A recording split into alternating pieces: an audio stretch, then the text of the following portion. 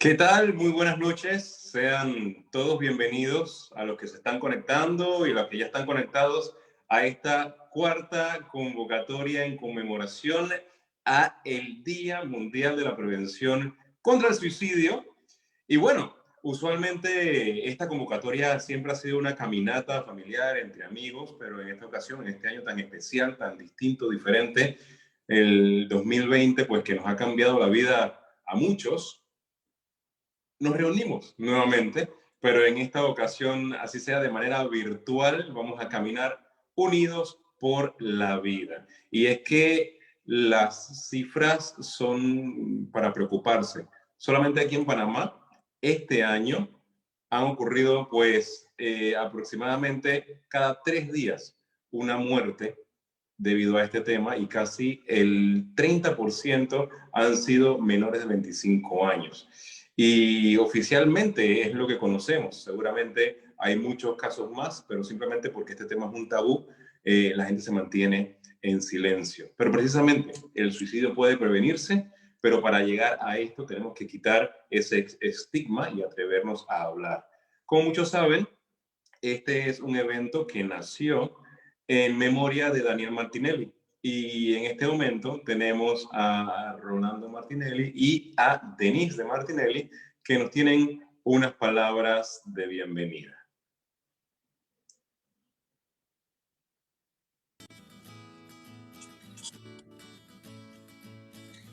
Hola a todos, soy Denise de Martinelli, presidenta de la Fundación Serenamente. Mil gracias por su sintonía. En este día quisiéramos dar un agradecimiento especial a Vali Maduro y a su equipo de Fundación Relaciones Sanas, quienes en estos 4 años han apoyado incondicionalmente a la campaña para la prevención del suicidio, con su vasta experiencia y comprometidos profesionales de la salud mental. En el día de hoy nos abre las puertas de su plataforma virtual para que podamos caminar junto a todos ustedes dentro de sus hogares, honrando el objetivo de Unidos por la Vida. Hoy 10 de septiembre celebramos el Día Mundial de la Prevención del Suicidio con la cuarta caminata, en esta ocasión virtual, en memoria de nuestro hijo. Gracias a la colaboración de Fundación Amaneceres, Ni Uno Más, Club de Leones Panamá Las Rosas, Cruz Blanca Panameña, Voluntarios de Panamá y Fundación Morgan. Agradecemos a Eddie Mujica, a Jaime Chérigo y a Beatriz Martinelli por el arte, las propagandas y las filmaciones para los diferentes medios. Los temas que vamos a tratar en las charlas de esta noche son los siguientes. Primero, promover la salud mental de los adolescentes en la pandemia. Segundo, prevención del acoso escolar. Tercero, primeros auxilios emocionales. Cuarto, química pandémica. Quinto, vida sin adicción. Sexto, voluntarios como herramienta de bienestar emocional. Y séptimo, creatividad como herramienta para la prevención de conflictos. Comencemos. Unidos por la vida. Y ahora los dejamos con su presentador, Marco Oces. Perfecto, entonces estamos listos para continuar, no sin antes también darle un agradecimiento muy especial a Dalis de Ovaldía, quien se ha encargado pues de esta convocatoria para el día de hoy, la noche de hoy. Vamos a iniciar entonces con nuestra primera charla. Ella es de Fundación Amaneceres y nos va a hablar de cómo promover la salud mental en adolescentes durante la pandemia. Ella es psicóloga especialista en duelo. Ha sido directora ejecutiva de Fundación Amaneceres desde hace 8 años y tiene amplia experiencia en el trabajo con adolescentes y padres de familia. Vamos a escuchar a Jacqueline Herrera. Bienvenida, Jacqueline. Muchas gracias. Iniciamos compartiendo pantalla inmediatamente.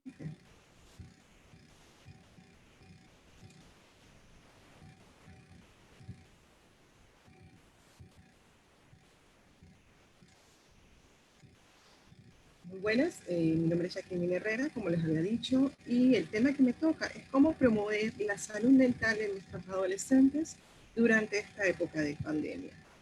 Antes que nada, tenemos que pensar que la pandemia es algo que ocurrió de repente, nadie lo esperaba.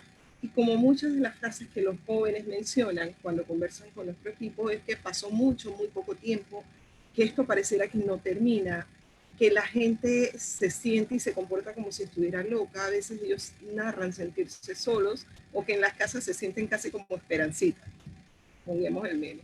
En pocas palabras, hay muchas vivencias de cambios y de pérdidas abruptas, intempestivas, que están pasando demasiado rápido, una tras otra, y no terminas de procesar un cambio, un duelo, una pérdida, antes de que ocurra otro, y esto se va acumulando emocionalmente. Esto lleva a que todos estemos viviendo una sensación espantosa, horrible, de incertidumbre, de miedo, de ansiedad, que a veces manejamos con frustración, con ira. También nos provoca el desánimo, la desmotivación.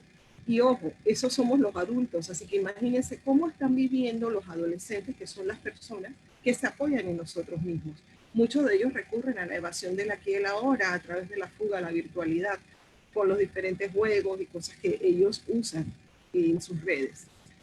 Y todas las personas o los recursos que se activaban antes para apoyarlos están distanciados y están muchas veces tan lastimados como ellos, llámese escuela, llámese sus compañeros, sus pares, porque no están activados con ellos, no los están viendo.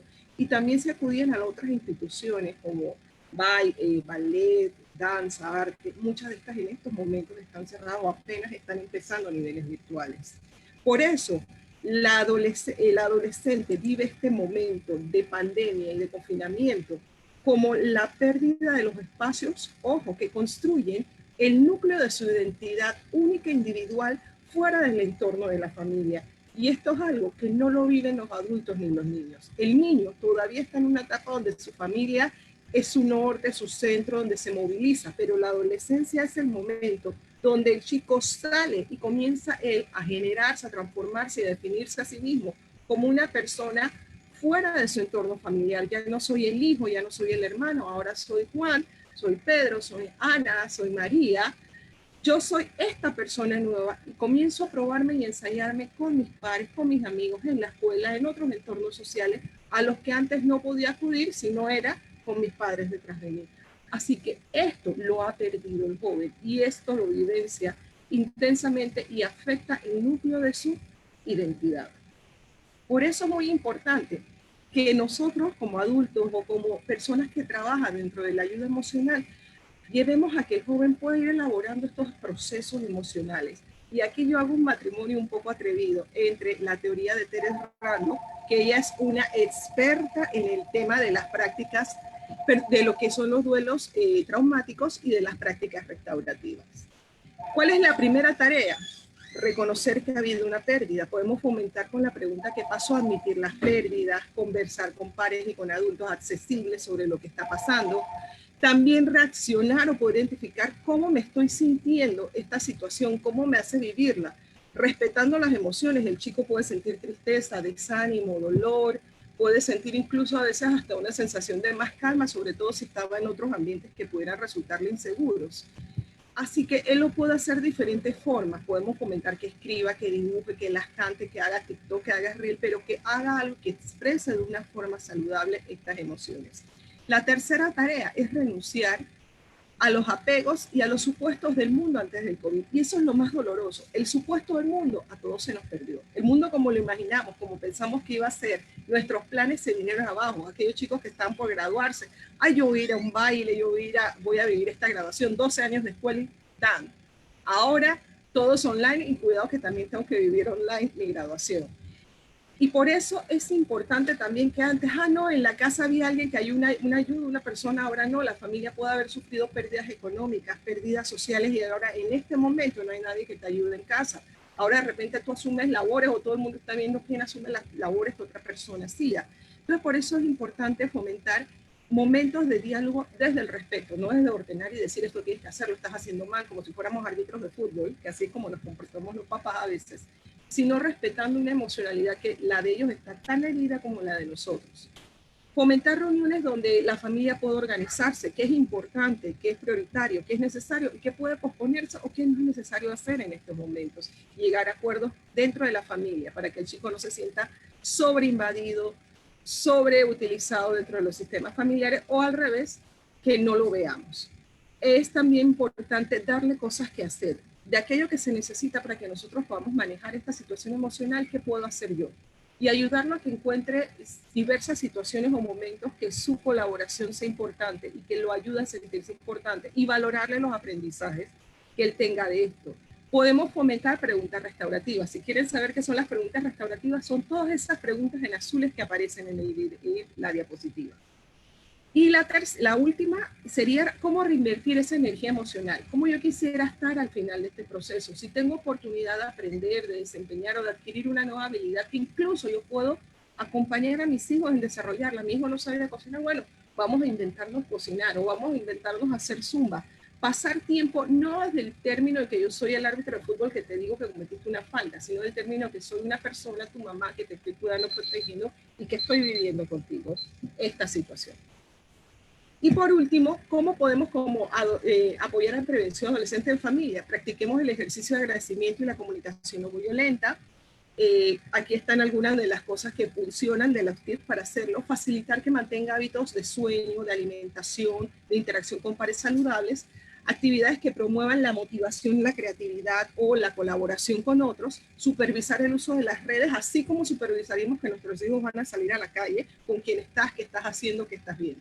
Pedir apoyo por si razones de trabajo uno está muy ocupado y no puede hacerlo solo, sobre todo las mamás que laboran. No puedo sola, puedo buscar instituciones como las que ustedes ven que están en este conversatorio, en este panel, para que me ayuden y me guíen o me colaboren con ocupar el tiempo de mis hijos.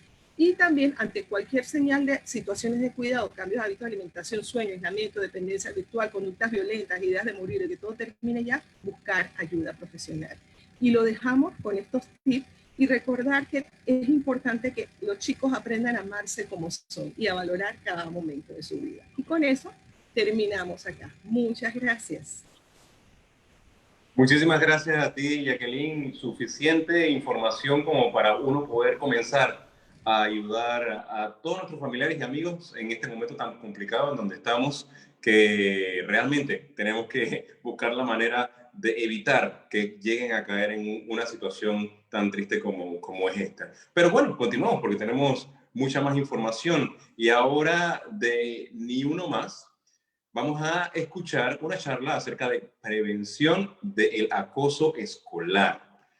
Ella es magíster en psicología forense de la Universidad Latina de Panamá y actualmente es directora de psicología de la Fundación Ni Uno Más. Vamos a escuchar en este momento a la magíster Kimberly Diplakis. Adelante, Kimberly.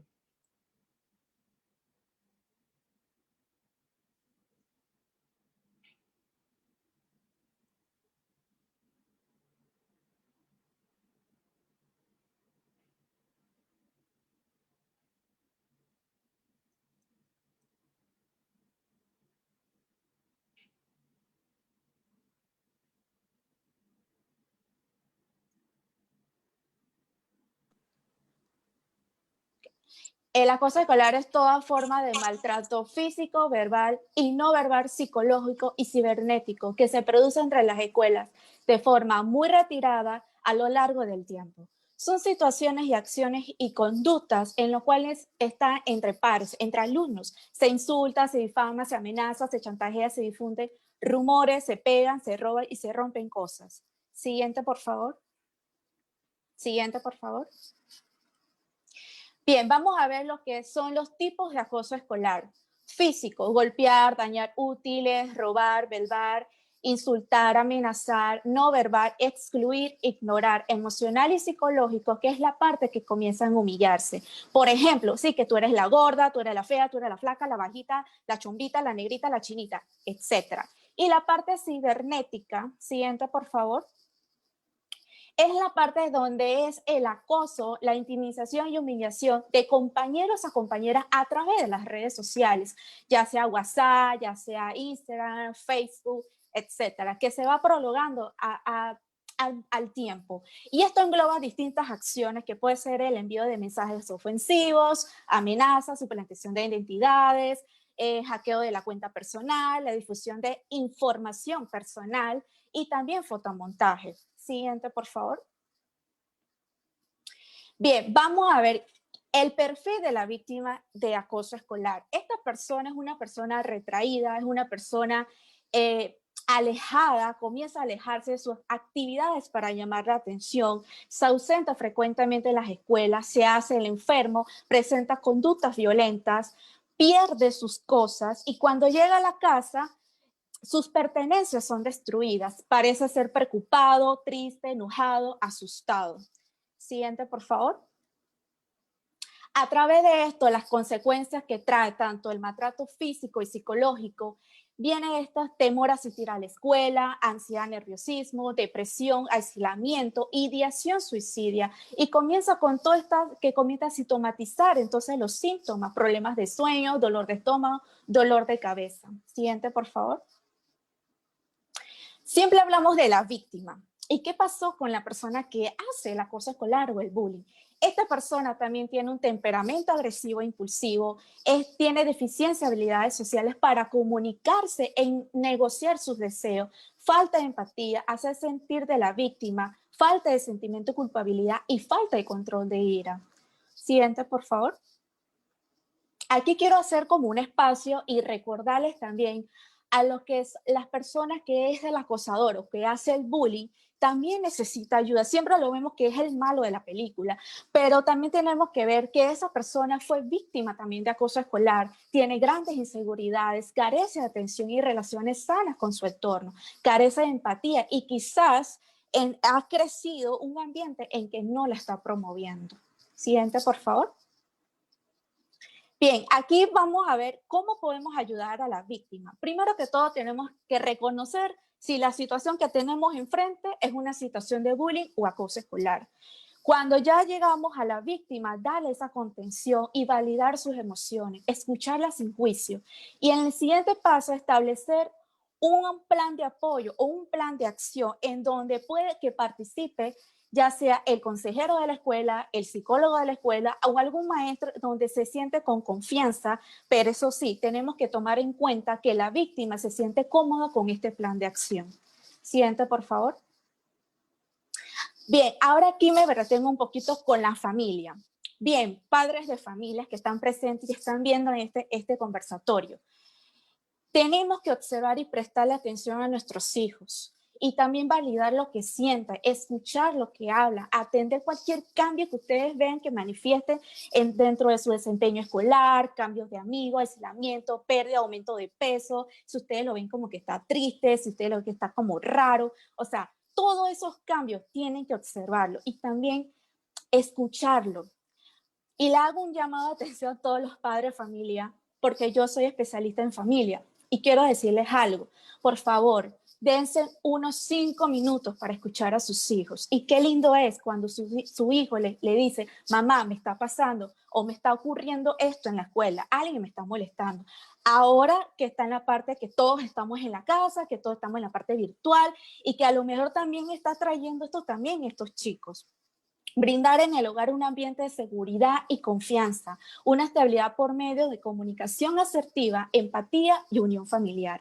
Promover el sentido de pertenencia, involucrar a los chicos en actividades, por ejemplo, jugar baraja, dominó, y también tenerle en cuenta si, por ejemplo, su hijo le dice, mamá, yo quiero jugar contigo, qué sé yo, Monopolio, o queremos jugar, qué sé yo, cartas, o sea, también que tomen en cuenta su opinión. Siguiente, por favor. Y aquí en las escuelas, yo sé que en la mayoría de las escuelas, tanto oficiales como particulares, pues no tienen esta atención para los chicos de la parte de psicología, pero sí es importante, por ejemplo, los maestros o los consejeros que se están viendo esta sintomatología o cambio en su estudiante, poderlo referir a una persona profesional idónea para que le den esta atención.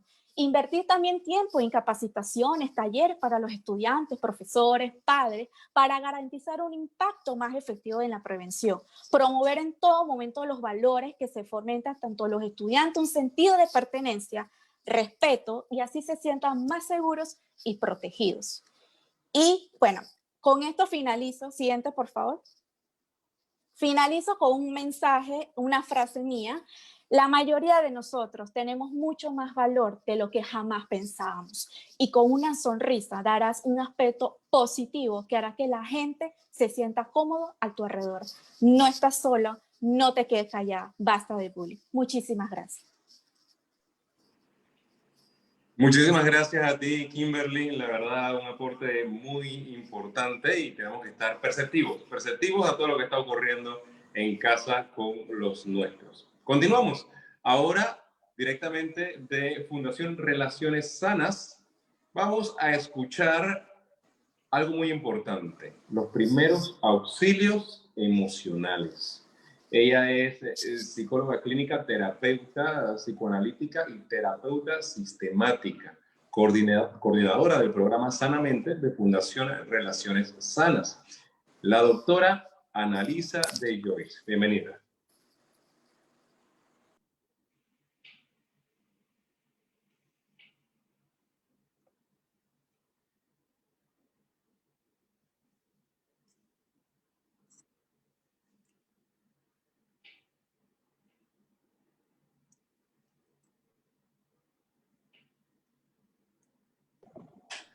Ya, creo que estaba en mute, ¿no? Sí. Bueno, les decía que gracias a todos por acompañarnos a esta cuarta convocatoria en conmemoración del Día Mundial en Prevención del Suicidio. Y bueno, para iniciar este tema, primero quiero explicar qué es esto de primeros auxilios emocionales, ¿no? Y por qué es tan importante hablar de primeros auxilios emocionales. Generalmente en casa la mayoría tenemos este botiquín con medicamentos básicos, ¿no? Todos tenemos para cualquier eventualidad. Cada vez que viajamos al interior, salimos de viaje, nunca se nos queda nuestro botiquín de primeros auxilios. Siempre tenemos Tylenol, que el Cataflán, Neobol, Curita, etcétera, todo lo que necesitamos para cualquier situación de riesgo que pase en un momento dado. Porque desde pequeños, de que somos muy pequeños, siempre nuestra familia, nuestros profesores nos enseñan cómo cuidarnos si nos lastimamos, cómo lavarnos las heridas, cómo cuidarnos, qué medicinas tomar, cuándo debemos cubrirnos la herida con una curita, cuándo debemos acudir a un profesional. Estamos bastante preparados para saber qué hacer si nuestro hijo se cae y se raspa la rodilla. Sabemos qué medicamento tomar si estamos con fiebre, si estamos resfriados, pero ¿cuánto sabemos sobre nuestra salud mental? ¿Cuánto sabemos sobre nuestra salud emocional? Tanto de nosotros mismos como de quienes nos rodean. Y más aún, sabemos ¿qué sabemos? Sabemos si tenemos algún familiar deprimido, si nuestra pareja la está pasando mal. Lidiamos con nuestras heridas emocionales de la misma manera como lidiamos con nuestras lesiones físicas, y lo más probable es que no, porque la salud emocional ha quedado por muchos años en un segundo plano, como si fuera algo que se nos va a pasar o que está solo en nuestra cabeza. Y el punto es que las situaciones difíciles que nos generan crisis emocionales forman parte de la vida de cada uno de nosotros. Algunos dejan heridas profundas por la forma entonces en que nosotros respondemos, nos adaptemos, resurjamos o nos estanquemos. Va a depender siempre de nuestros recursos emocionales. En estos momentos, bueno, la cuarentena por el COVID-19 que inició ya en marzo, o sea, ya nos ha mantenido hasta la fecha ya casi 6 meses en casa, y la situación que estamos viviendo ha llevado a muchos a experimentar diferentes emociones, tristeza, miedo, rabia, desánimo, frustración, desesperanza, hasta llevar a aumentar en cualquiera diagnósticos ya preexistentes en temas de salud mental, y en otros que no los tenían han comenzado a desarrollarlos. Y es por esto tan importante ahora, más que nunca, estar pendientes de cualquier indicador o cualquier cambio que podamos estar observando en nosotros o en nuestros hijos, en nuestra pareja, en nuestros padres o demás familiares que tengamos cerca.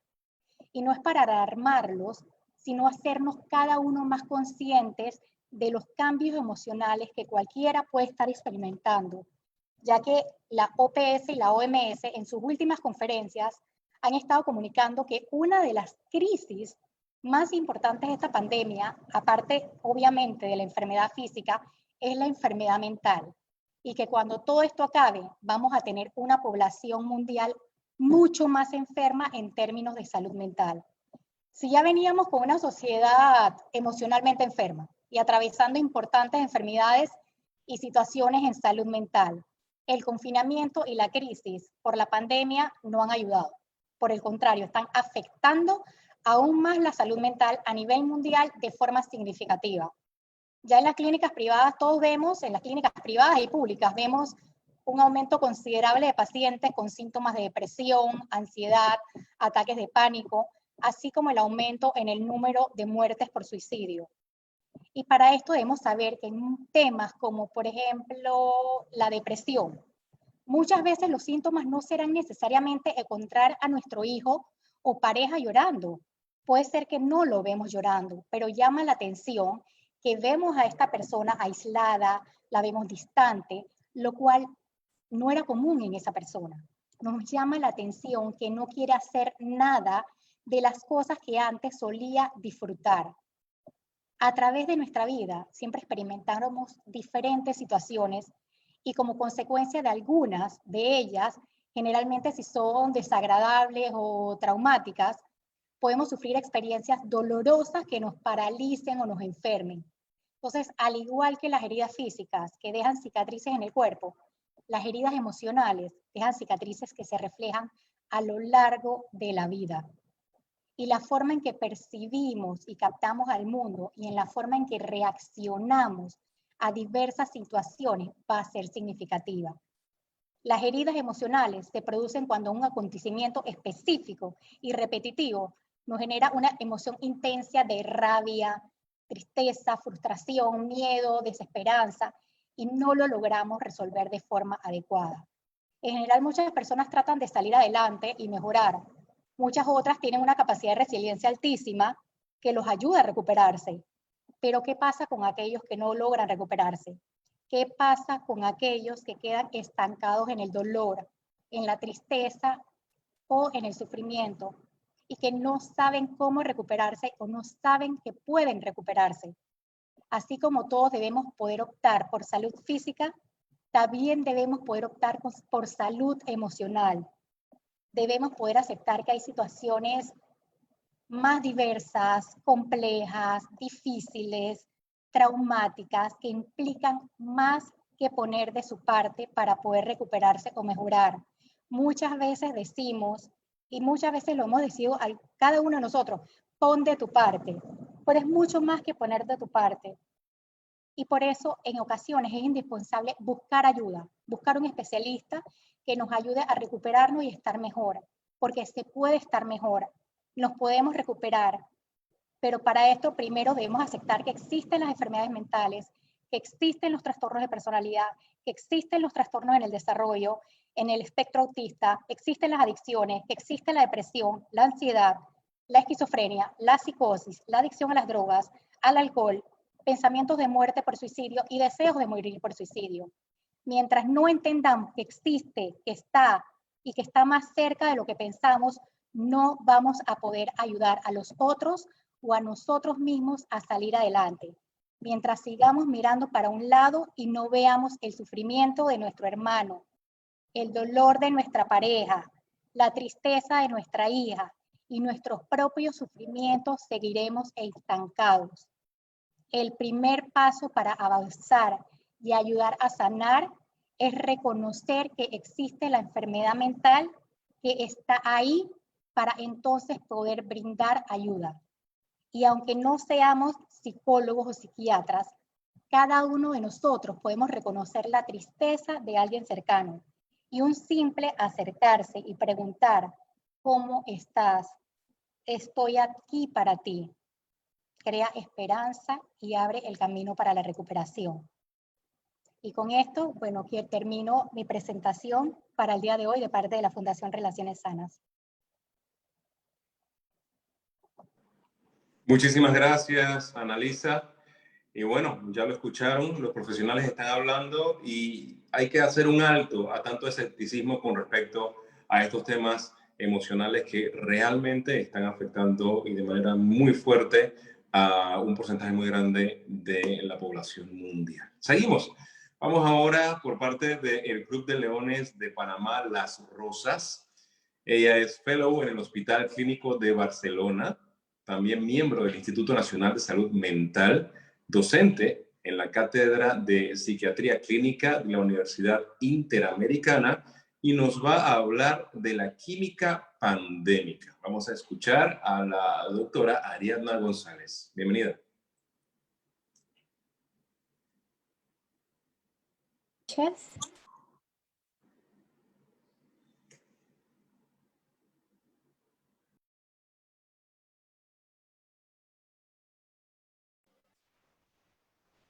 Buenas noches. ¿Se escucha, verdad? Sí. Bueno, como me presentaron y es un placer para mí estar aquí por parte del Club de Leones de las Rosas, que tuvieron el honor y para mí es un honor que ellos me hayan invitado y poder contar con este panel de expertos que han sido mis predecesoras, hablar un poquito de lo que es la química pandémica, que cuando hablamos de la palabra química nos imaginamos un montón de moléculas de esta materia que dábamos en la secundaria y que nos parecía súper compleja. Y bueno, así mismo es nuestro cerebro, ¿no? Que tiene diferentes sustancias que son las que están interaccionando y ocasionan todos estos síntomas o todas estas señales de las que ya hablaron algunas de las compañeras panelistas. Entonces, realmente el COVID ha venido a cambiarnos nuestra vida, a cambiarnos nuestra rutina, nuestro estilo de vida, el hecho de que ya no pudiéramos salir, de que no pudiéramos tener la libertad, ha traído consecuencias. Y no solamente consecuencias a nivel psicológico, sino consecuencias a nivel físico. Y en esta charla quiero compartir con ustedes un poco cómo este daño físico, algunas personas que han padecido y son sobrevivientes del COVID, les ha afectado también su estado emocional o su salud mental. Entonces, dentro de estas sustancias, la más importante y la que está relacionada y la que muchos hemos escuchado, que va de la mano cuando mencionamos la palabra estrés, es el cortisol. Y el estrés en este tiempo ha aumentado de una forma impresionante. ¿Y por qué? Por los cambios que hemos hecho, porque de tener horarios de que tenía que levantarme temprano para ir a la escuela, para hacer la comida de los niños, para hacer mi lonchera, para el trabajo. Ahora el estar en la casa y yo empezar mi día de trabajo, o los que ahorita no están laborando, poder levantarme a la hora que yo quiera, ha cambiado nuestro patrón de sueño, ha cambiado la forma en que trabajamos, porque muchas personas ni siquiera, como saben que van a estar frente a un computador, no sienten la necesidad de arreglarse, no sienten la necesidad de tener algún tipo de estructura a la hora de hacer el teletrabajo.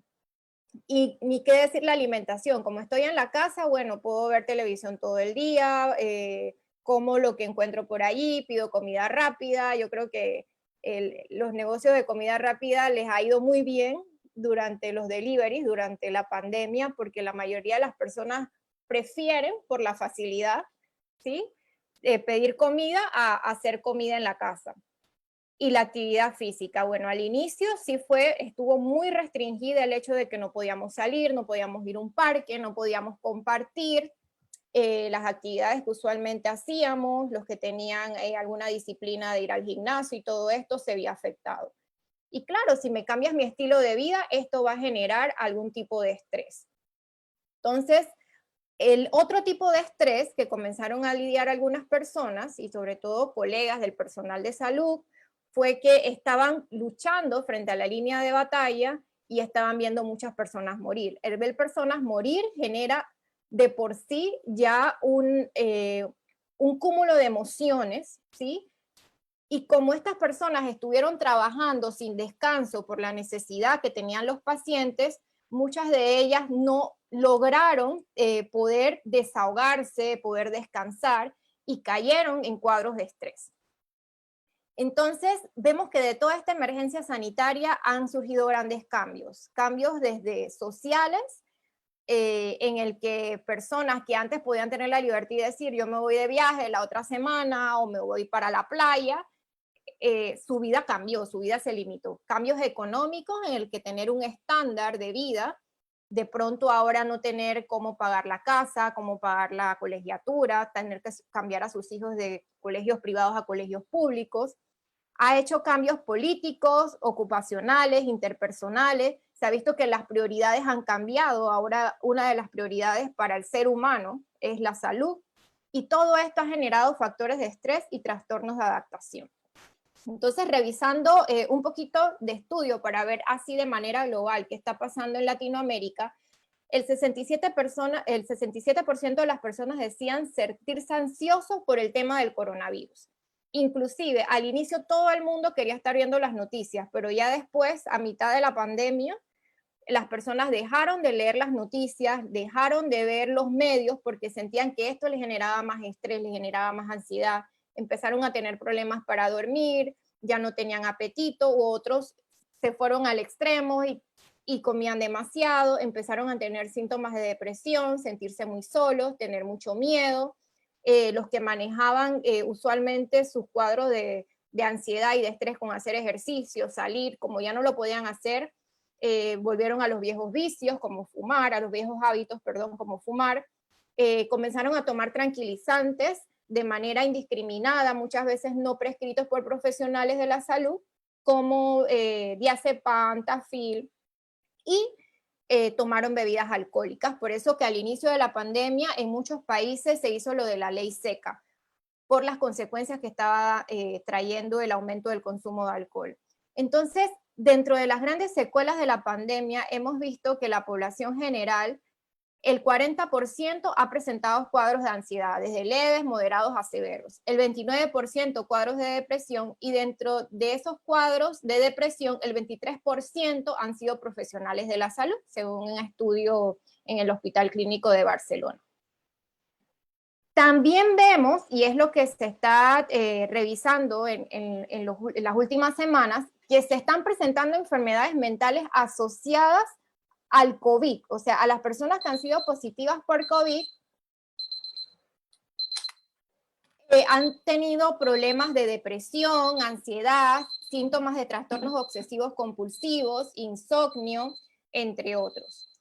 Entonces, hay sustancias que están relacionadas con todo esto, como habíamos dicho, el cortisol, que nos genera cambios en el humor, palpitaciones, hipertensión, afecciones, calambres, el glucagón, que aumenta la liberación de glucosa en las personas, lo que trae un riesgo de diabetes, la prolactina, que causa alteraciones a nivel de la liberación de estrógenos, llevándonos a alteraciones menstruales en las mujeres, inclusive con la falta de ovulación, y en los hombres el estrés disminuye la testosterona, entonces trae problemas de impotencia, disfunción eréctil, cambios en el humor, fatiga, problemas para conciliar el sueño, por lo que vemos que las manifestaciones en el hombre y en la mujer durante los cuadros de ansiedad y depresión son distintos por este tipo de sustancias que se liberan a nivel cerebral.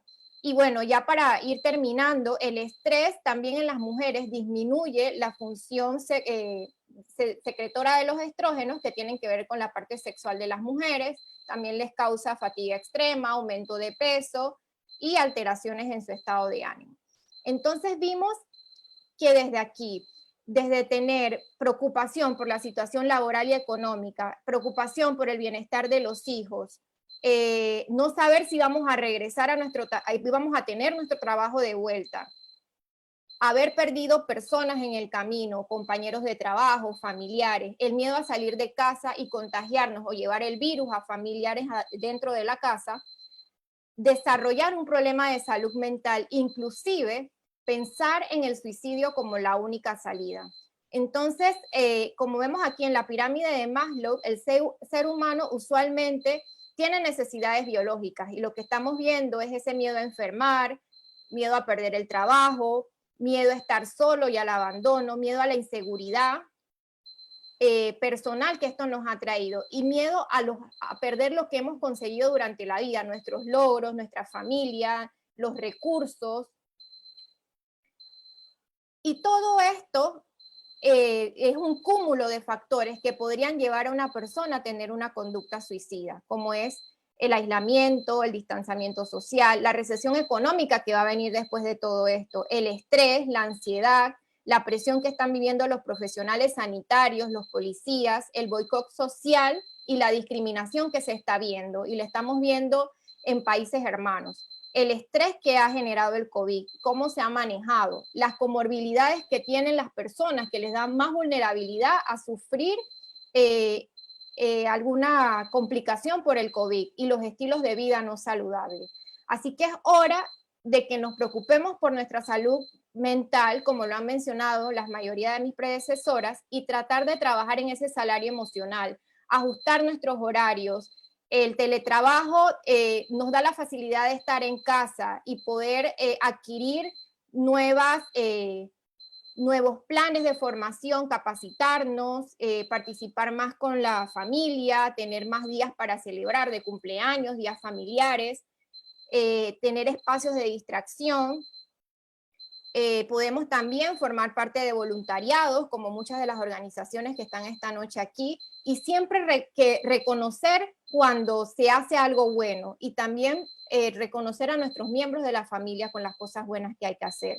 Entonces, a la hora de cuidar nuestra salud mental, debemos hacer una pausa, respirar y reflexionar, mantener una rutina saludable, conectar con otras personas, ser amables contigo mismo y con los demás, y recuerda que está bien pedir ayuda. Eso sería todo lo de mi presentación. Muchísimas gracias, Ariadna. Tremenda presentación.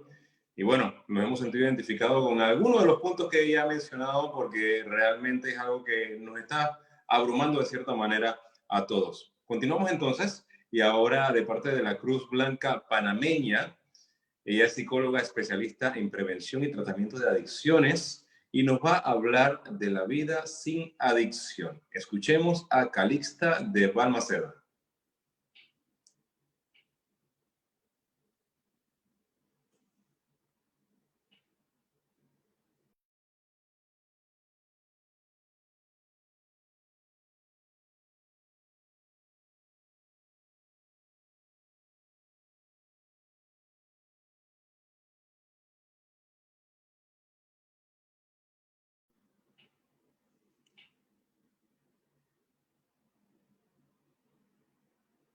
Disculpa que te interrumpa, Calixta. Creo que tienes que activar el micrófono.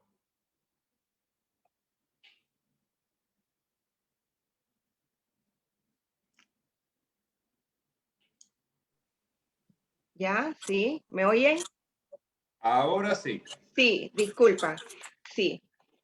Bueno, vamos a aprovechar nosotros para aportar en esta conmemoración del Día Mundial para la Prevención del Suicidio de parte de la Cruz Blanca Panameña, organización que trabaja en el programa de prevención y tratamiento de las adicciones.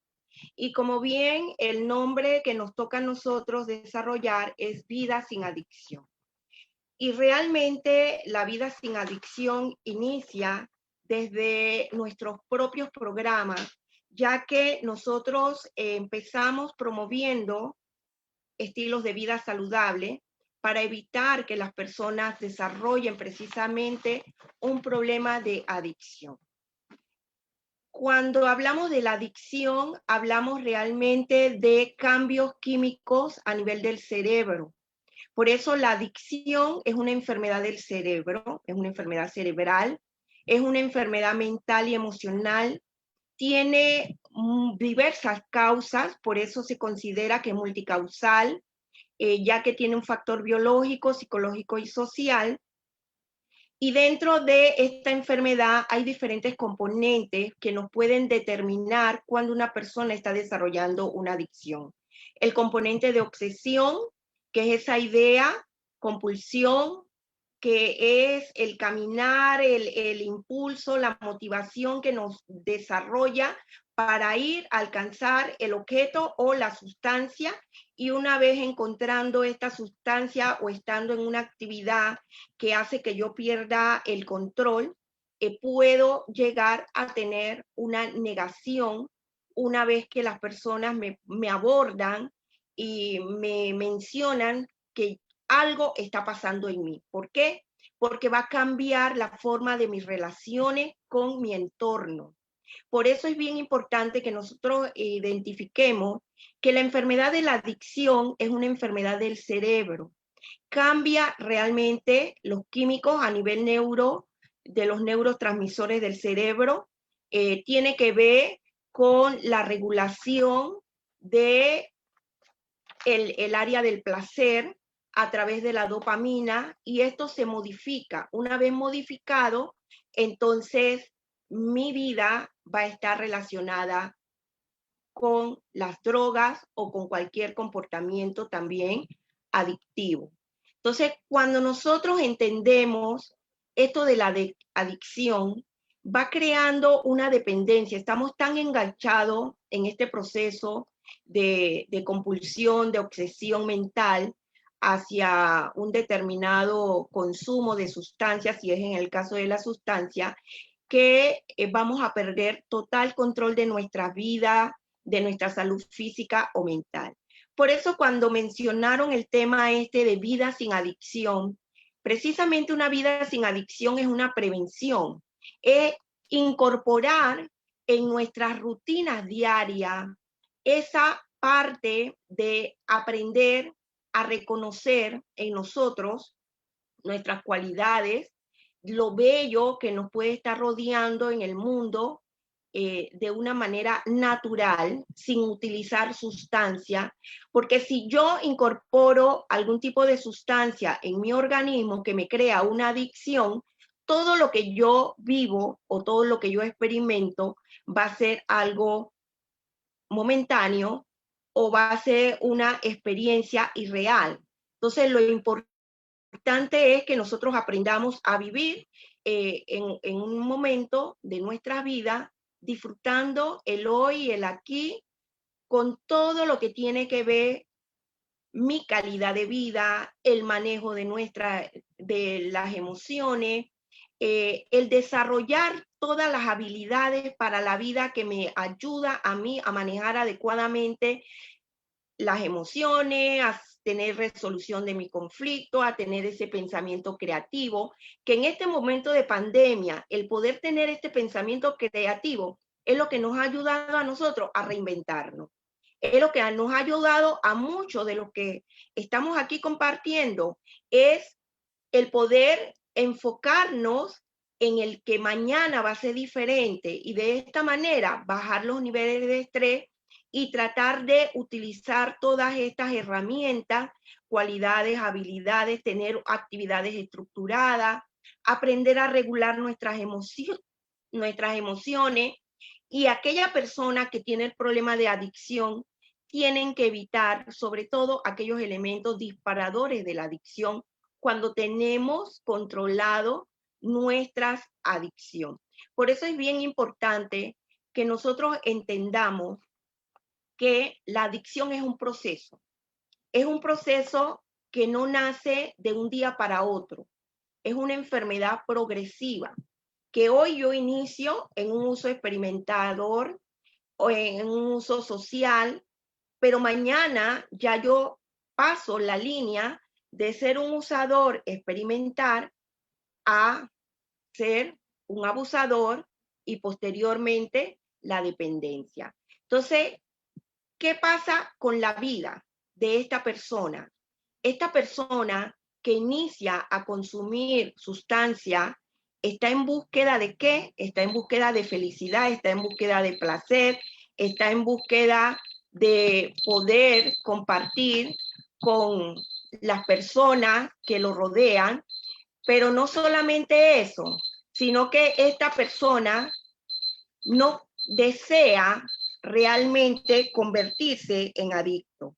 Esta persona inició un consumo ya sea por presión de grupo, por no manejar adecuadamente las emociones, y esto hizo que poco a poco desarrollara la adicción. De ahí es que es tan importante y tan básico que nosotros implementemos programas efectivos de prevención. ¿Para qué? Para tener precisamente eso, una vida sin adicción. Y la vida sin adicción es precisamente esta vida que también va a estar en búsqueda de placer, va a estar en búsqueda de la felicidad, va a estar en búsqueda de un equilibrio emocional, pero de una manera natural. No necesitamos nada externo a nosotros para poder tener ese placer, para disfrutar la vida, para sentirnos amados y amar, para manejar adecuadamente las emociones y todo este tipo de comportamientos que de repente no podemos manejar de una manera adecuada, podemos compartirlo con alguien, buscar una persona que tenga esa escucha activa y que nos pueda ayudar cuando nosotros no podemos enfrentar el día a día. Por eso es importante también que entendamos que nadie busca convertirse en adicto. Y dentro de la atención que nosotros podemos brindar cuando una persona llega con algún tipo de condición para poder identificar si esta persona tiene una idea suicida, es precisamente evaluar los riesgos, conocer los patrones de consumo, porque el consumo de drogas está muy relacionado con las ideas suicidas, por la depresión que puede venir del manejo inadecuado, por así decirlo, de la abstinencia. Entonces, si nosotros consideramos que una vida sin adicción es aquella vida que nos debe de brindar una estabilidad emocional, que nos debe de ayudar a manejar adecuadamente las emociones, que nos debe de desarrollar las diferentes habilidades que existen para enfrentarnos a la vida, como es tener una comunicación adecuada, aprender a manejar la tolerancia, tener un pensamiento crítico y creativo, tener empatía también es importante, e inclusive participar de diferentes actividades como el voluntariado, como el tener ese sentido de gratitud, también ayuda a manejar una vida sin adicción. Y de ahí que todo lo que estamos presentes aquí podemos aportar en la prevención del suicidio. Porque al hablar de prevención es involucrarnos a cada uno de nosotros desde el ámbito que nosotros estamos desarrollándonos, ya sea a nivel familiar, nivel escolar, con los amigos, en la comunidad, porque la prevención es prácticamente gratis. La prevención puede ser desde esa escucha activa, desde el compartir un helado con una persona, desde llamar a una persona y preguntarle cómo se encuentra. Entonces, todas estas actividades son actividades que nos ayudan precisamente a prevenir todo lo que tiene que ver el consumo de las drogas y de ahí también la prevención de las ideas suicidas. Y yo los dejo con este mensaje que dice: vive, hay un mundo por descubrir. Muchas gracias. Qué bonito mensaje. Muchísimas gracias a ti, Calixta, por estas herramientas para pues, poder tener una vida emocionalmente sana y físicamente también. Continuamos con otra de las intervenciones ahora por parte de Voluntarios por Panamá. Es presidenta de Fundación Voluntarios por Panamá, que moviliza a los panameños a la acción solidaria a través del voluntariado, y nos va a hablar del voluntariado como herramienta de bienestar emocional. Vamos a escuchar a Carolina Freire. Bienvenida. Gracias, muy buenas noches. Gracias, Marco. Y gracias a Fundación Relaciones Sanas y todo el equipo por darnos la oportunidad de compartir lo que consideramos que puede ser un aporte a este día de conmemoración del Día Mundial de la Prevención del Suicidio, ya que el voluntariado tiene múltiples beneficios, entre esos brindar bienestar emocional, que es lo que estamos buscando, especialmente en estos momentos. Siguiente, por favor. Bueno, para quienes no lo sepan, el voluntariado, si no lo han vivido, no lo han podido experimentar, se los recomendamos porque ser voluntario es una de las experiencias más gratificantes que puede existir. Cada acción positiva en la comunidad que nosotros tomemos para transformar una vida es algo que nos da mucha gratificación, sentido de propósito. Los voluntarios entregan sus experiencias, su conocimiento, sus habilidades, sus competencias y trabajan de la mano de las comunidades y las personas para mejorar vidas. Siguiente, por favor. En ese aspecto, veamos cuántas personas en Panamá practican el voluntariado, qué tan amplio es la práctica del voluntariado en nuestro país. Y sabemos que 20% de los panameños han dedicado tiempo al voluntariado en el último año, dedicando un promedio de 2 horas semanales. y que los voluntarios panameños están grandemente motivados por el deseo de ser solidarios y de hacer una diferencia en el mundo. Es decir, ven el voluntariado como una actividad, un vehículo, una herramienta para hacer la diferencia.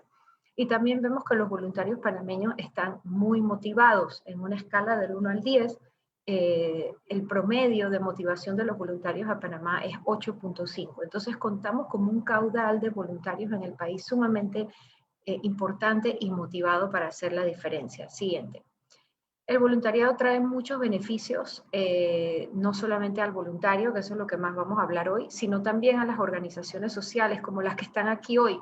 Les trae acceso a capacidades, habilidades, a diversidad, a una mejor conexión con la comunidad, a la sociedad en general. El voluntariado promueve la participación cívica, ayuda a fortalecer el capital social, hace que los ciudadanos sean más informados, también ayuda a superar muchos de los desafíos que tenemos como país. Pero lo más importante, y en este caso lo que nos atañe hoy, es el bienestar que puede brindar al propio voluntario. Siguiente, por favor. ¿Y qué bienestar puede traer el voluntariado a la persona que lo practica? Porque sabemos que el voluntariado lo hacemos de manera altruista para ayudar a los demás, para tener un impacto en la sociedad. Pero en ese proceso también ayudamos a nosotros mismos. ¿Cómo? El voluntariado te conecta a los demás. Al conectarte, interactuar con las personas miembros de tu comunidad, haces nuevos amigos, fortaleces tus relaciones, conoces nuevas personas y te da un sentido de pertenencia. También te permite generar nuevas habilidades, desarrollas habilidades de liderazgo, de comunicación, trabajo en equipo, hasta nuevos conocimientos y te puede ayudar incluso a avanzar tu carrera profesional. Mejora tu salud mental y eso lo vamos a hablar un poquito más adelante.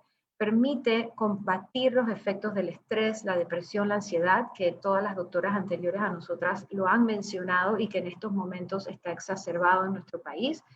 Y se sabe ya científicamente que el dar a otros está comprobado que nos hace felices también a nosotros mismos. El voluntariado también ayuda a aumentar la confianza en ti mismo. Te da un sentido de logro al trabajar con otros en equipo para lograr una meta o transformar algo en algo nuevo y positivo, te ayuda a aumentar la confianza en ti mismo y en tus capacidades. Y finalmente nos da un sentido de propósito el ayudar a los demás, el sentido de que lo que sabemos hacer es útil y nos da un sentido de mayor pertenencia, como dije. En el caso de la salud mental específico, recientemente se publicó, siguiente por favor, se publicó en el Wall Street Journal, en Washington Post, un artículo sumamente interesante de un estudio académico publicado en el Journal of Happiness Studies, que fue un estudio que se aplicó a 70,000 personas durante 10 años en el Reino Unido. Y este estudio reveló que los voluntarios no solo ayudan a sus comunidades, es decir, que están generando un beneficio a la sociedad, sino que los voluntarios, los que habían sido voluntarios, habían experimentado mejoras en su salud mental en comparación con los no voluntarios.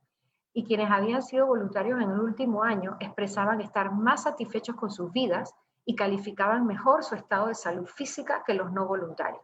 Pero otro hallazgo importante de este estudio era que el voluntariado, que también importa la frecuencia con la que practicamos el voluntariado. Es decir, aquellas personas que más practicaban el voluntariado experimentaban mayores beneficios.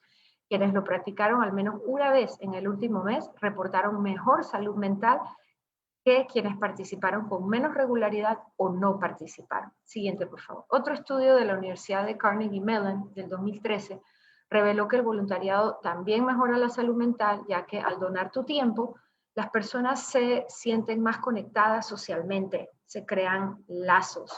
Eso ayuda a superar la depresión, la soledad y el aislamiento, lo cual creo que en estos momentos es sumamente relevante. Pero otro hallazgo importante de este estudio fue que no solamente mejoraba la salud mental, sino la salud física. Por eso ven en el título que puse, los voluntarios son más felices y viven más. Porque se encontró que las personas que se hizo un estudio entre adultos mayores de 50 años que eran voluntarios regularmente en comparación con el grupo de control, y se veía que quienes eran voluntarios tenían menos probabilidad de desarrollar presión arterial alta, lo cual es un predictor importante de enfermedades cardíacas. Entonces vemos que el voluntariado no solamente mejora nuestra salud física, sino nuestra salud mental. Siguiente, por favor. ¿Y cómo podemos ser voluntarios en nuestro país? Hoy en día sabemos que Panamá nos necesita más que nunca en esta emergencia nacional. Siguiente, por favor.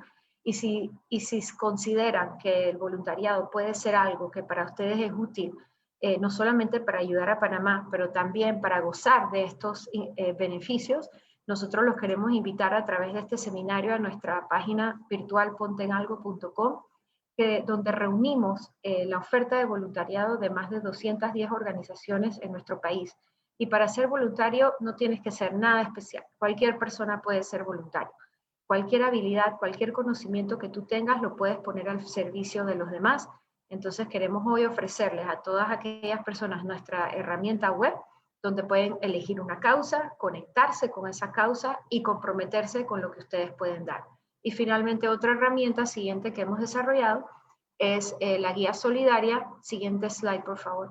La guía solidaria 2020, que la pueden descargar en nuestra página web, pontenalgo.com, recursos, donde hay un directorio de todas estas organizaciones, incluyendo las de salud, donde ustedes pueden donar su tiempo o pueden también donar en especie.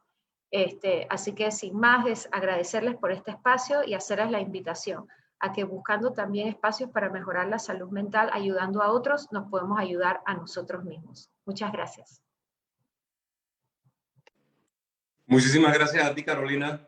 Ya me voy a apuntar por ahí, así que voy a meterme, porque voluntariado no solamente toca corazones, sino que también llena el alma y toda esa energía se mueve y se regresa con gratitud. Bueno, continuamos. Viene otra charla, la última de la noche, pero luego vamos a tener un periodo de preguntas y respuestas, así que todos los que están conectados seguramente tienen algunas interrogantes y vamos a estar con nuestras expertas también respondiendo cada una de ellas. La última de las charlas es de la Fundación Serenamente. Ella es psicóloga magíster en terapia familiar y de pareja con más de 10 años de experiencia en ONGs utilizando el arte como herramienta de transformación y de comunicación. Y precisamente nos va a hablar de la creatividad como herramienta para la prevención de conflictos, que seguramente muchos tenemos conflictos en esta época de encierro.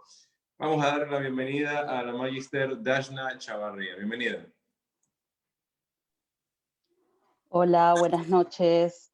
Bueno, primero agradecer este espacio para poder compartir todos los saberes desde diferentes lugares y pues también me llena de gratitud justo poder conversar luego de Carolina con el tema justo del voluntariado, porque me siento también muy identificada con diferentes fundaciones que han estado compartiendo, porque justo el voluntariado fue un punto importante en mi proceso de aprendizaje, en mi proceso de trabajo, y bueno, me parece que sí es una oportunidad interesante para compartir y también justo para generar creatividad, ¿no? Que es un poco lo que vamos a conversar hoy.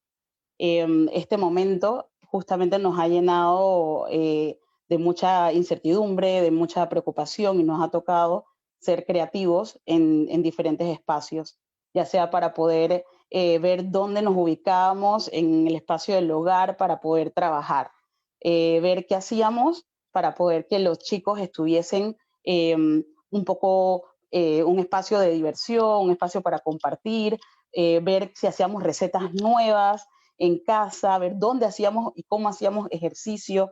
Entonces ha sido la oportunidad para poder desarrollar esas nuevas ideas, esos nuevos métodos, esos nuevos conceptos que al final lo que promueven es una solución más original de situaciones que al final vienen siendo conflictivas a lo largo del tiempo y más en este momento.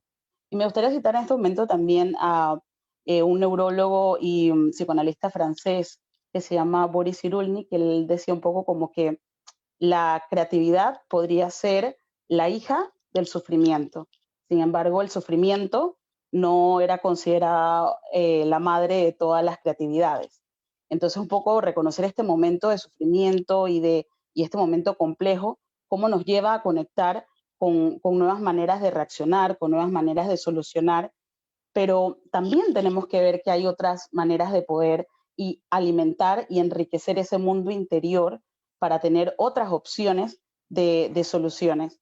Y muchas veces hemos visto a lo largo del tiempo también como el arte, las expresiones artísticas, ya sea la pintura, la música, el baile, la poesía, como hobbies, más que nada, ¿no? Siempre vemos como, bueno, le gusta pintar, es que a veces canta, le gusta escribir poesía, pero en realidad estas son unas oportunidades de enriquecimiento de nuestro mundo interior. Justo también Boris Cyrulnik hablaba de que en la medida en que tengamos un medio interno mucho más rico, tenemos más posibilidades de potenciar la creatividad, ¿no? Y que esta parte interna de potenciación de la creatividad también nos lleva a confiar más en nosotros mismos. Entonces, si confiamos más en nosotros, si tenemos herramientas para poder transmitir todo lo que sentimos y todo lo que nos pasa, y tenemos un grupo con el que podemos conversar, un grupo social al que nos podemos,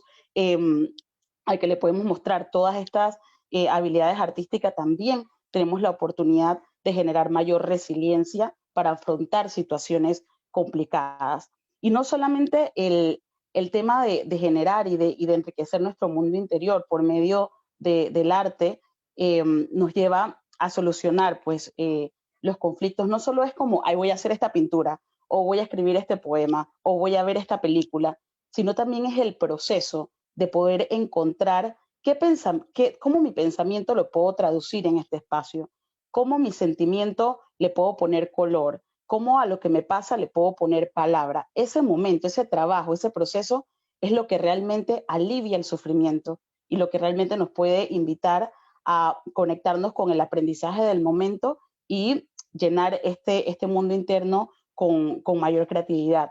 Justo recordaba un proyecto que hace unos años realizamos con Fundación Amaneceres, que se llamaba Poemas Juveniles para Panamá, donde por medio de un proceso invitábamos a los chicos y los motivábamos a escribir por medio de diferentes, a veces le poníamos pinturas, a veces una música, a veces también los invitábamos a dibujar, y cómo estos espacios de ponerle palabra a todas esas realidades que sentían, incluso a sus fantasías internas de dolor, de conflictos, los llevaban a los chicos a que todas estas conductas que podían ser de riesgo, que podían ser conductas peligrosas para ellos y sus familias, se vieran disminuidas. Entonces vemos cómo en lo concreto y en lo real, cuando podemos transformar todo lo que sentimos con una herramienta que nos permite darle un valor estético a toda nuestra realidad interna, ese valor estético también se nos devuelve y se convierte en parte de esta riqueza interna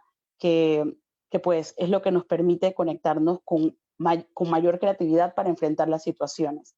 Y más que nada, este espacio me gustaría como poder invitar, ¿no? Invitarnos a todos a saber cómo estamos también llenando y cómo estamos enriqueciendo ese mundo interno desde todo lo que es el arte. En este momento nos ponemos a pensar mucho como, ay, estoy comiendo de más y tengo que cuidar lo que como, o bueno, voy a hacerme estas recetas súper ricas en este momento de la pandemia, pero ¿y cómo estamos nosotros enriqueciendo el mundo interno? ¿Qué películas estamos viendo? ¿Qué música estamos escuchando? ¿Estamos haciendo alguna actividad artística en algún momento? ¿Bailamos, cantamos? Entonces también poder llevar mucho más allá del hobby de la pintura y del arte, poder llevarlo también a reconocerlo como una herramienta más para el bienestar emocional y para poder resolver los conflictos con que nos vemos enfrentados en este momento. Y pues definitivamente ha sido la realidad que nos ha tocado en este momento, y muchos nos hemos dado cuenta que sí hay una riqueza interna que nos ha conectado a esa creatividad, porque hemos encontrado maneras de solucionar muchos conflictos dentro de casa en cuanto a espacios y en cuanto a trabajo, porque justo hemos tenido esa riqueza interna. Entonces, más que nada es invitarlos a fortalecer, a enriquecer ese mundo interior para que podamos tener más herramientas que sirvan de metamorfosis para el sufrimiento, que no sea solo una expresión, sino una metamorfosis del dolor y de las preocupaciones. Y bueno, agradecerles el espacio y agradecerles a todos los panelistas, que de verdad que ha sido genial toda la información que han brindado. De verdad que ha sido muy enriquecedora, y ver caras conocidas es también muy agradable dentro de este mundo. Muchísimas gracias a ti también, Dashna. Bueno, ahí están las intervenciones de cada una de nuestras profesionales y ahora viene un espacio de preguntas y respuestas porque la gente quiere también conocer las respuestas a sus interrogantes. Pero antes, recordemos pues que esta convocatoria nace de una caminata que este año ha cambiado un poco pues por el tema del COVID, pero fuera de ser virtual, y seguimos unidos por la vida. Pero vamos a ver un poquito de lo que es el sentir de esta convocatoria año tras año con un video. Adelante.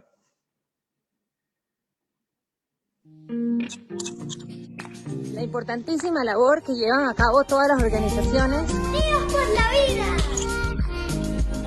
Unidos por la vida. Para la prevención del suicidio, en honor a Daniel Martinelli Bennett. Toda su empresa y todos sus colaboradores apoyamos fielmente la causa de la Fundación Serenamente. Por eso aquí, en esta empresa, todos estamos unidos por la vida. Unidos por la vida.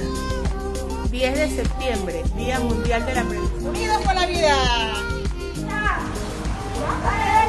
Unidos por la vida.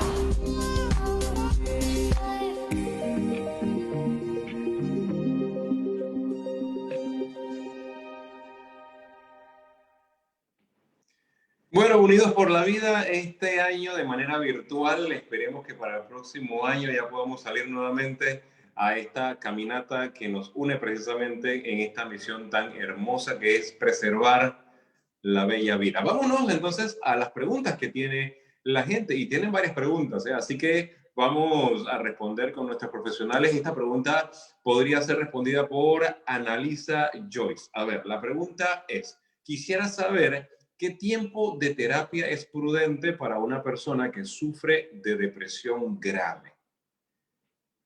A ver, Annalisa. Déjeme quitar el mute. Aló, ¿me escuchan, no? Sí. Sí, bueno, va a depender. Obviamente cada depresión es única, no hay una forma exclusiva de tratar las enfermedades mentales. Lo que sí es importante es buscar ayuda y seguir las indicaciones del psicólogo y el psiquiatra. Sí, por lo menos lo que entiendo de la pregunta es que es una depresión profunda, importante que esta persona pueda buscar ayuda de un psiquiatra que probablemente le va a mandar psicofármacos y de igual forma también la atención de ayuda psicológica y terapéutica. Perfecto, muchísimas gracias. Y continuamos porque hay varias preguntas. A ver, esta pregunta podría ir dirigida a Jacqueline. Nos preguntan cómo podemos ayudar a los adolescentes en riesgo social a que tengan un buen manejo de sus emociones.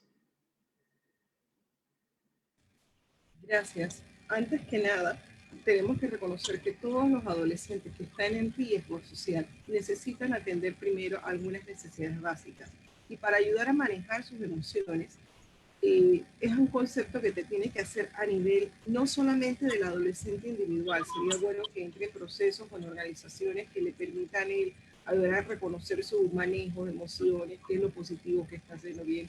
Pero el riesgo social indica que ya está teniendo algunas conductas que pudiera estar poniéndolo a él en peligro y su vida. Entonces sería identificar cuáles conductas son estas, orientarlo en un lugar que lo ayude a definir, identificar y a manejar estas conductas. Pueden ser adicciones, puede ser que el chico ya esté cometiendo ciertas infracciones, ayuda a trabajar eso, pero a la par que lleve un programa de desarrollo de habilidades blandas, a reconocer qué está haciendo con sus emociones, qué emociones está sintiendo y cómo puede utilizarlas de forma positiva para él mismo. A veces sería, si es posible, y el chico todavía está dentro de su entorno familiar, si podemos también acompañar a este entorno familiar para que ellos también aprendan a reflejarse, porque muchas veces el chico lo que hace es que está copiando lo que está viendo dentro del entorno donde él vive. Entonces, si podemos hacer un proceso de reeducación emocional a la familia donde el chico viene, al sistema escolar donde él está.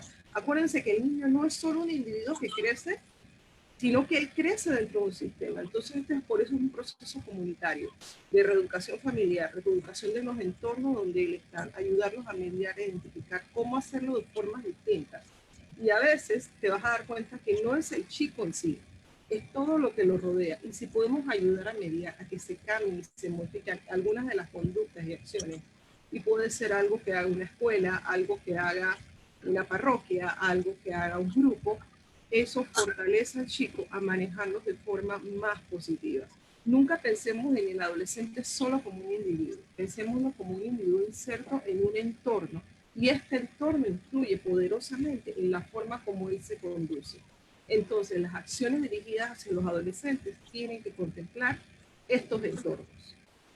Siempre. Esto es lo más que considero que podemos hacer para acompañar a los adolescentes que puedan encontrarse en situaciones de riesgo social actual. Ok, perfecto. Muchísimas gracias. Ahora continuamos con otra de las preguntas. Esta puede ser para Kimberly.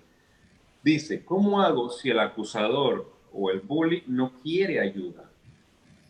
Ok, primero hay que entender que el agresor no es malo. Segundo, ayudarlo a pensar cómo se debe estar sintiendo a la víctima.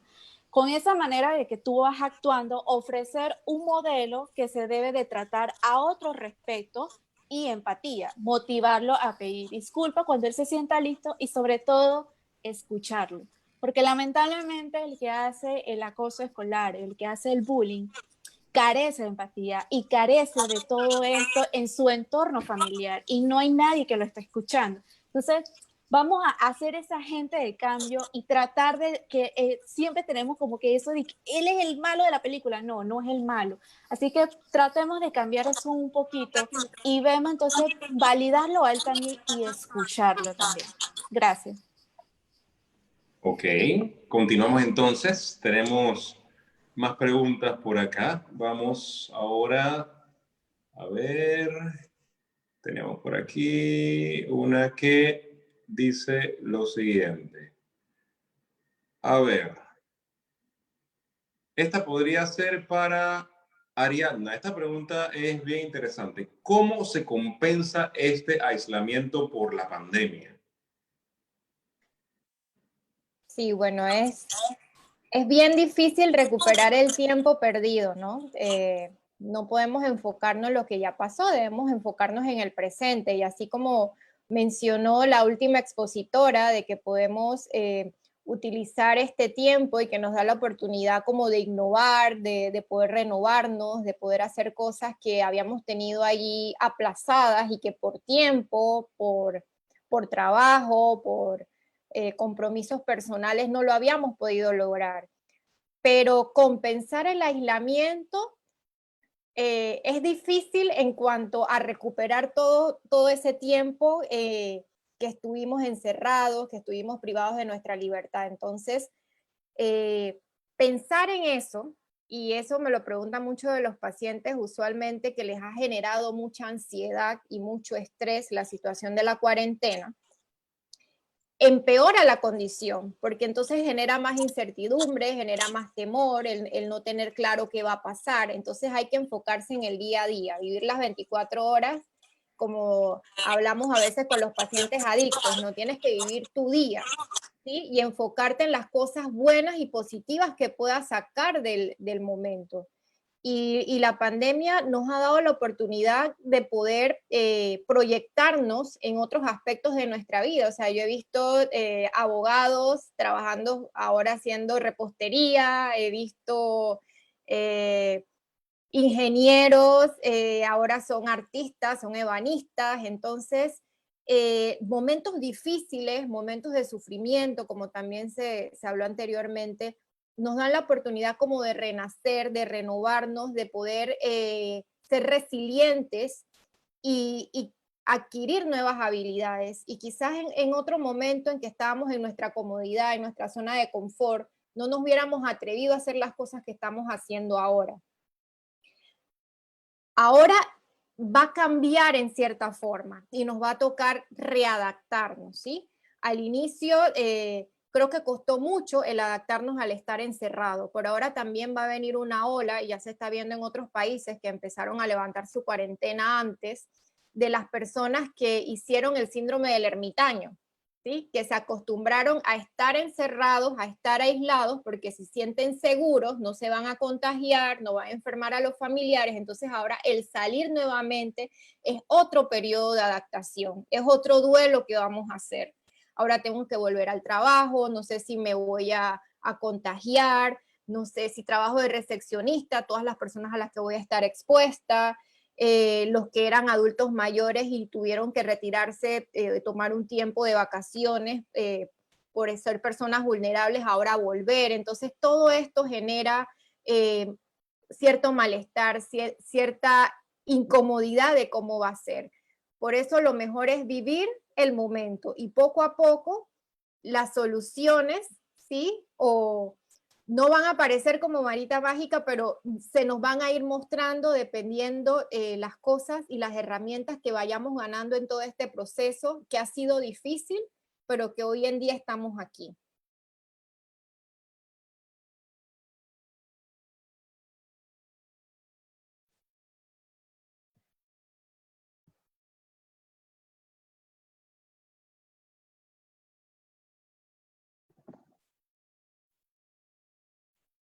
Marcos, tienes el micrófono apagado. Se nos apagó. Ok, esta, ahora sí. Bien. A ver. Ahora sí. Estas pueden ser para Calixta. Las dos preguntas. ¿Puede el estrés causar que una persona desarrolle una adicción? Y también que si la adicción a la tecnología es considerada parte de una adicción también.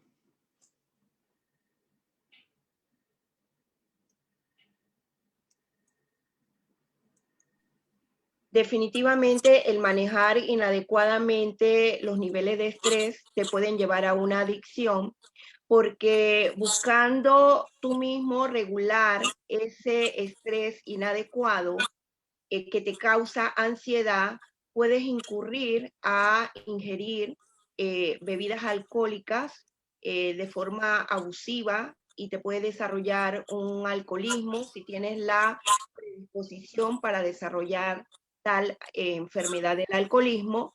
Y si no es alcohol y estás consumiendo cualquier otro tipo de sustancia, ya sea medicamentos no prescritos o algunas sustancias ilegales, también te va a llevar a desarrollar la adicción en búsqueda de esa estabilidad emocional que tú mismo no la regulas o no has aprendido a manejarla adecuadamente. Hay muchísimas maneras de cómo nosotros podemos regular nuestros niveles de estrés sin necesidad de buscar ninguna sustancia química e introducirla a nuestro organismo, y más si este tipo de sustancias no están prescritas médicamente. Con la otra pregunta, que era, ¿cómo? No, me fui un poquito de la otra pregunta. ¿Cómo era la otra pregunta? La otra pregunta era precisamente que si la tecnología, Okay, la adicción a la tecnología también estaba considerada como una adicción. Bueno, hoy en día nosotros lo que estamos trabajando en el tema de las adicciones, hemos tenido que visualizar otro tipo de adicciones, porque anteriormente ya se conocían la adicción de sustancia, que son las regularmente las que la gente piensa cada vez que hablan de un adicto, uno se enfoca en una sustancia. Pero también hay otro tipo de adicciones comportamentales, como es el hecho del abuso de la comida, ¿verdad? El trabajo excesivo, sin control, también te puede desarrollar una adicción. Y hoy hablamos de adicción sin sustancia, donde está incorporada este tipo de comportamientos adictivos, pero también incluye la tecnología, porque a través de el uso inadecuado o el uso compulsivo de la tecnología, ya sea el internet, los chats, inclusive los videojuegos, entonces ya se están visualizando que esto ha cambiado algún tipo de comportamiento en el ser humano que ya lo amerita encasillar en una tipología reconocida como adicción. ¿Cuándo te vuelves adicto? Cuando ya tú dejas de desarrollar otro tipo de actividades porque estás enfocado nada más en el videojuego.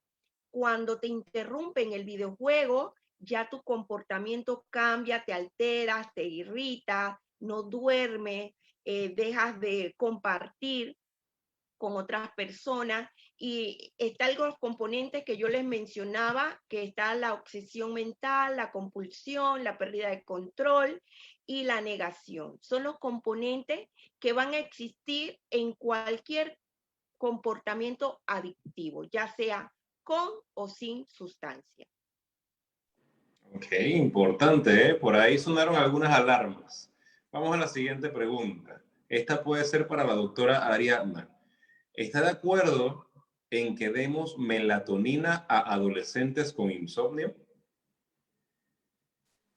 Bueno, realmente hay que tener cuidado con los medicamentos que producen algún tipo de efecto, y sobre todo en los niños, ¿sí? Darlos sin que haya sido prescrito por la persona idónea, ¿sí? Generalmente los sedantes, aunque melatonina usualmente las personas piensan que es un medicamento inofensivo, realmente, porque tú vas al supermercado, vas a la farmacia y lo agarras de abajo, ni siquiera se lo tienes que pedir al farmacéutico. Todos estos medicamentos tienen algún efecto secundario sobre el organismo de la persona, y por eso deben ser prescritos por la persona idónea, ¿sí? En el caso de los niños hay que identificar, o los adolescentes, qué es la causa que está generando o cuál es el factor que está llevando a que este chico esté sufriendo de insomnio. Muchas veces simplemente como ajustar horarios, poner límites, como que no vas a usar la tablet y el celular después de tal hora, no vas a dormir con el celular al lado porque esas vibraciones, esas luces LED envían el mensaje erróneo al cerebro de que debe estar activo durante la noche, durante las horas de sueño. Si cambias esos patrones de horarios de sueño, vuelves y regularizas tu ritmo circadiano, el que es encargado de producir la melatonina de forma natural, ¿sí? No es necesario quizás tomar ese medicamento. Entonces, inicialmente hay que identificar factores. ¿Qué está generando esto en el niño? Muchas veces puede ser una situación de estrés en el colegio, como hablaron aquí del ciberacoso, el ciberbullying, en este caso, todo lo que está generando, por ejemplo, ahora en el caso de la cuarentena, los niños están en la casa, están escuchando todos los problemas que hay, los problemas económicos, los problemas intrafamiliares, las discusiones, todo esto genera algún tipo de malestar en el niño. Y el insomnio es un síntoma de que algo está ocurriendo. Puede ser que este niño esté ansioso, puede ser que este niño esté deprimido, entonces no es tan fácil como solamente recetar y bueno, vamos a darle una dosis de melatonina. Hay que hacer higiene del sueño, y la higiene del sueño el adulto no se la puede exigir al niño si no la hace él. Y la higiene del sueño consta de dormir a los horarios adecuados, no comer comidas muy copiosas o muy pesadas después de las 7 de la noche. Si vas a hacer actividad física, tiene que haber un periodo de tiempo entre la actividad física y las horas que te vas a acostar a dormir. No puedes acostarte a la siguiente hora, ¿sí? Porque el cuerpo todavía sigue con esta energía, tu metabolismo activo, entonces la indicación al cerebro va a ser errónea. No es que me debo dormir, sino que todavía sigo en actividad. No tomar estimulantes, en el caso de los niños no darles chocolates, Coca-Cola, sodas, cosas con glucosa, con mucho azúcar, a horas tardes de la noche. Restringirle el horario, digamos, si va a ver televisión, si va a utilizar las redes sociales, es hasta tal hora. Todo eso influye. Entonces, haciendo estas modificaciones inicialmente, probablemente ese trastorno del sueño que pareciera y que no se le llamaría así, sino que más que todo es un proceso adaptativo por todas las circunstancias que están pasando, puede mejorar y ni siquiera va a haber la necesidad de medicar.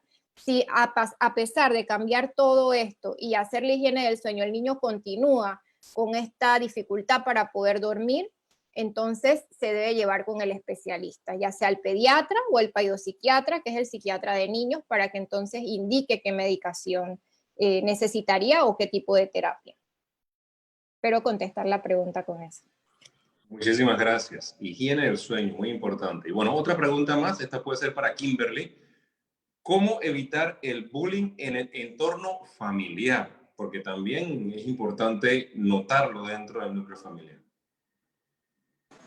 Ok, bien. Primero que todo, una de las cosas que había comentado sobre la familia es que tenemos que observar. Si ven y cuando estamos en cuarentena, obviamente que tenemos problemas económicos, tenemos problemas de todo, de trabajo, laboral, no hay frustración, obviamente que los padres comienzan a gritarse uno con el otro, que el trabajo, entonces tenemos que también los padres de familia, por favor, tratar de que no todo la culpabilidad, no es tampoco desplazar nuestra rabia a nuestros niños, siempre y cuando es que también tenemos que ver cuál es nuestro límite, qué nos está pasando también, cuál es nuestro límite, y entonces sentir también que el niño se siente validado también, sin caso tal de que esto está ocurriendo, tratar de calmarse, tratar de también validar ciertas cosas que están pasando en el hogar. Si ya requiere de ayuda profesional, entonces ya tendrá que ir a una ayuda profesional idónea, en lo cual entonces vean de otras herramientas o técnicas pueden utilizar en casa. Pero si esto va a una cadena y lamentablemente el acosador, el que hace bullying, tiene una cadena, tiene un arrastre emocional también, porque ya convive entonces con alguien que está siendo el violentado en la casa, ya está el agresor en la casa, entonces obviamente que es una cadena. Entonces tenemos que tener ojo y cuidado con eso. Y si vemos algo así, es preferiblemente buscar ayuda profesional para que entonces nos dé las herramientas adecuadas de cómo podemos entonces nivelar esos niveles de violencia dentro de la casa. Muchas gracias. Muchísimas gracias a ti. Bueno, con esto terminamos también la ronda de preguntas y respuestas. Queremos agradecerles a todas las asociaciones que han hecho esto posible, también a cada una de nuestras panelistas por la información importante que nos han dado en la noche de hoy. Esperamos poder tocar y ayudar a salvar vidas con esta convocatoria. Y bueno, no hay más nada que decir. Estamos unidos por la vida y esperemos que nos mantengamos así y nos veamos el próximo año en esta convocatoria conmemorando el Día Mundial de la Prevención del Suicidio. Muchísimas gracias por acompañarnos y espero entonces que nos veamos en la próxima ocasión. Quisiera abrir un espacito para darles un aplauso a todas las personas que hoy estuvieron con nosotros y agradecerles por ser parte de este movimiento que reconoce, que identifica y que trabaja en pro de la salud mental de Panamá. Un abrazo y muchísimas gracias a todas las personas que nos acompañaron hoy y se conectaron. ¡Feliz noche!